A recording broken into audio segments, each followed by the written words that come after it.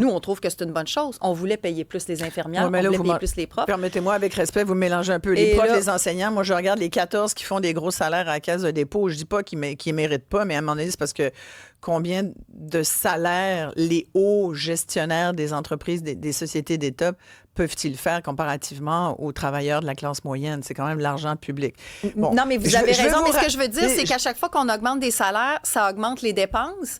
Et donc, après Non, ça, mais- les gens nous disent on dépense beaucoup. Fait que je dis juste qu'il faut trouver l'équilibre. Oui. Mais somme toute, c'est important de dire que c'est pas une nouvelle structure qu'on ajoute qui va venir C'est pas comme ajouter Santé des Québec. employés C'est pas comme Santé à Québec. l'État. Là. C'est à coût nul en termes d'effectifs. Il faut être très, très conscient de ça. Pour moi, c'est important. D'effectifs, on a compris, mais pas D'effectifs, forcément en c'est termes d'argent. Ben, c'est que c'est Est-ce une que masse vous- est-ce que salariale vous- transformée. Oui. Est-ce que ça va être comme un nouveau Santé Québec pour la santé que cette affaire-là pour le transport? C'est pas du tout comparable. Des fois, les gens font la comparaison, puis je comprends, parce que, mais c'est probablement, on n'est pas du tout dans le même type de service. Santé Ouais. Québec, c'est la santé des gens, c'est ce qu'il y a de plus vital au sens propre et au sens figuré.